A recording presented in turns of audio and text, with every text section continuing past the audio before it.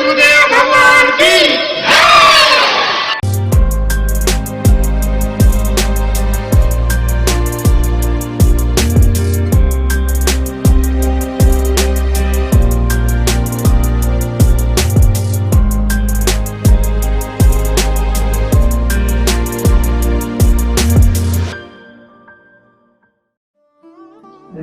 गुरुर्ब्रह्मा गुरुर्विष्णु गुरुर्देवो महेश्वर गुरु साक्षात् परं ब्रह्म तस्मै श्री गुरुवे नमः।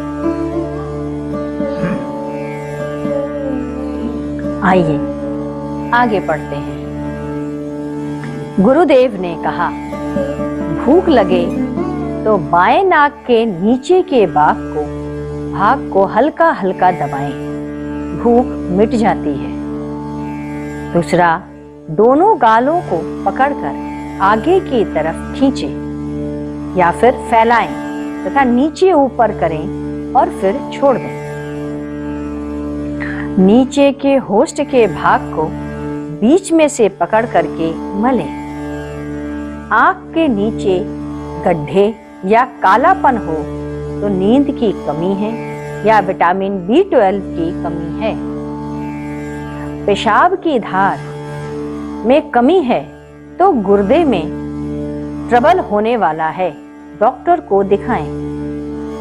पेशाब कत्थई रंग का हो जाए या गुड़ के रंग का हो तो गुर्दे के अंदर पथरी होने जा रही है। मूत्र का गंध मांस जैसा हो जाए तो गुर्दे में दूसरे तरह के रोग होने लग जाते हैं। मूत्र में कड़वाहट हो जाए या पानी का अभाव होने लग जाए, मूत्र सफेद ना हो तो एनेमिक होने का, आप उसमें एनेमिक होने जा रहे हैं। मूत्र हल्का पीला हो, पेशाब में दुर्गंध हो तो झाग होने चाहिए। पेशाब के रास्ते को पानी से धोते रहें। 2-3 बूंद डिटॉल डाल करके भी हफ्ते में 2 बार साफ कर लें। कोल्ड ड्रिंक व फ्रिज का पानी हृदय को धीरे धीरे खराब करता है तथा गले का रोग, टॉन्सिलाइटिस, थूक का गाढ़ा होना हो जाता है। अतः घड़े का जल पिएं। जुखाम से कान बंद हो तो सांस भर करके नाक को बंद कर लें। ये सारी बातें चल ही रही थी कि अचानक हवन की खुशबू आने लगी। सभी अचंभित हो गए। गुरुदेव ने कहा, अब बेला की खुशबू आएगी। और कुछ ही क्षण में बेले की फूल की खुशबू से पूरा कमरा फैल गया और भर गया। कोई अदृश्य सत्ता हवन कर रही है, उसकी खुशबू से पूरा वातावरण ठहर गया, ऐसा गुरुदेव ने बताया। गुरुदेव ने पुनः कहा, यदि आप दूसरे को धोखा देते हैं तो यह जान लीजिए आप की आत्मा की जड़ खोद रहे हैं। आप बड़े विद्वान और ज्ञानी को नहीं हो रहे, आप में जागरूकता का अभाव है। आप भूल जाते हैं आप चाकू के ऊपर शहद लगा है तो चाटते चाटते आपकी जीभ भी कट जाएगी। वह पुरुष जो पाप करता है उससे बचकर रहें। यदि मेरे में भी आपको दोष दिखाई दे तो आप मुझे छोड़कर चले जाएं। अध्यात्म के माने है पूर्ण जागरूकता, अंदर और बाहर पूर्ण जागरूकता। आप दूसरे को धोखा देंगे तो आपको पहले धोखा मिलने वाला है। 5 जून रविवार। आज अपरा एकादशी रही। आज का हवन बाबू भैया ने किया। रविवार का दिन, भीषण गर्मी थी, परंतु गुरुदेव की कृपा से बड़े ही आराम से एकादशी की रात्रि बीत गई। द्वादशी को मौसम प्रातः से ही सुहावना हो गया। पूजन के पश्चात नित्य का पूजा हुआ, हवन हुआ। फिर सभी स्त्रियों ने अपने पति का चरण जल लिया, भोजन बनाया। आलू पराठा, आलू और परवल की सब्जी, लौकी का रायता और रोटी। ब्राह्मण को भोजन दिया गया। तत्पश्चात सभी लोगों ने भोजन किए। प्रत्येक पुरुष की थाली में उनकी पत्नियों ने भोजन किया। प्रातः 6:30 बजे तक सभी ने भोजन कर लिया। आज प्रातः गुरुदेव ने मल द्वार से गले तक पिंड है और यह भाग पति का है, कर जंघा बेटे के लिए है तथा गले के ऊपर का भाग गुरु तथा इष्ट के लिए है, ऐसा कहा। किस जगह पर भोजन नहीं करना है? शूद्र जाति के लोग जहां भोजन करते हैं, जहां शूद्र जाति के लोग अन्न गिराते हैं, सफाई के बाद भी वहां नहीं खाना चाहिए।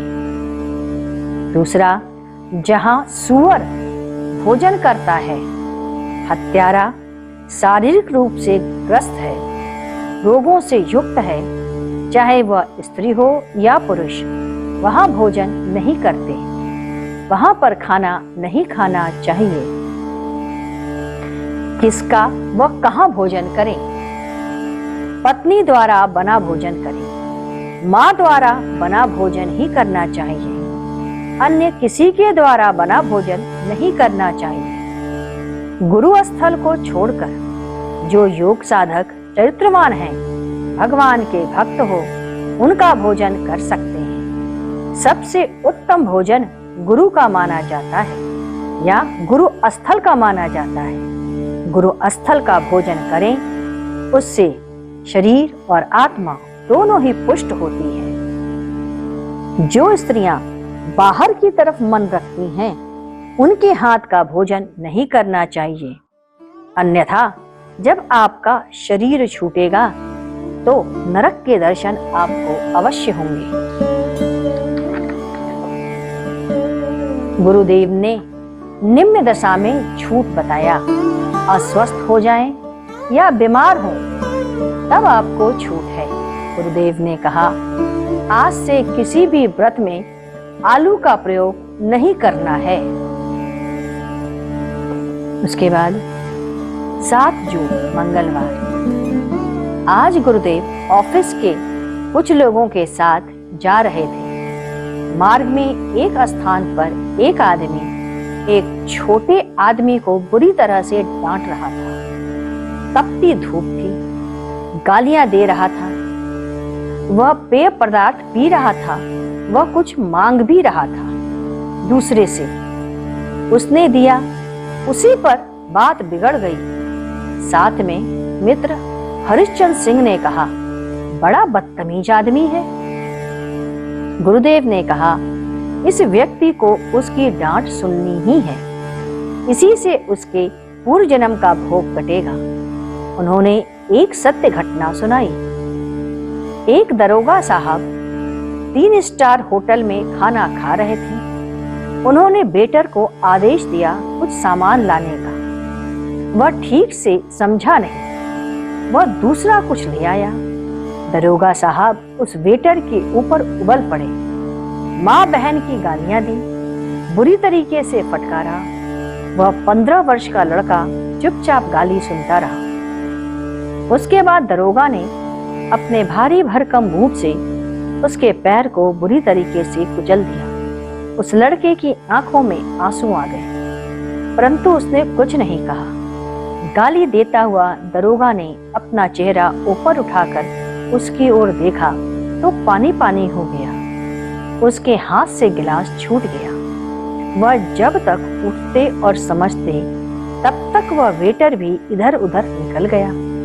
दरोगा साहब ने बड़ी कोशिश की पता लगाने की, परंतु पता नहीं चला। वह वेटर उसका लड़का था जो आज से 7 वर्ष पूर्व कहीं खो गया था और बहुत खोजने पर भी नहीं मिला। उसके आंखों में अपने बेटे का दृश्य, रोता हुआ लड़का, कुचला हुआ पैर नहीं भूला और वो एसपी ऑफिसर गए और पुलिस विभाग से अपना इस्तीफा दे दिया।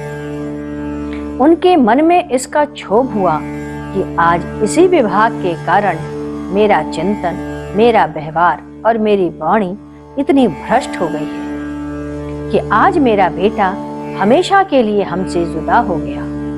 उन्होंने अपनी नौकरी तक छोड़ दी। आइए चलिए कुछ देर गुरु कीर्तन करते हैं। ओम गुरु ओम गुरु ओम गुरुदेव, जय गुरु जय गुरु जय गुरुदेव। ओम गुरु ओम गुरुदेव, जय गुरु जय गुरु जय गुरुदेव। ओम गुरु गुरुदेव, जय गुरु जय गुरु जय गुरुदेव। ओम गुरु गुरुदेव, जय गुरु जय गुरुदेव। ओम गुरु गुरुदेव, जय गुरु जय गुरु जय गुरुदेव। ओम गुरु गुरुदेव, जय गुरु जय गुरु जय गुरुदेव। बोलिए सद्गुरुदेव भगवान की जय।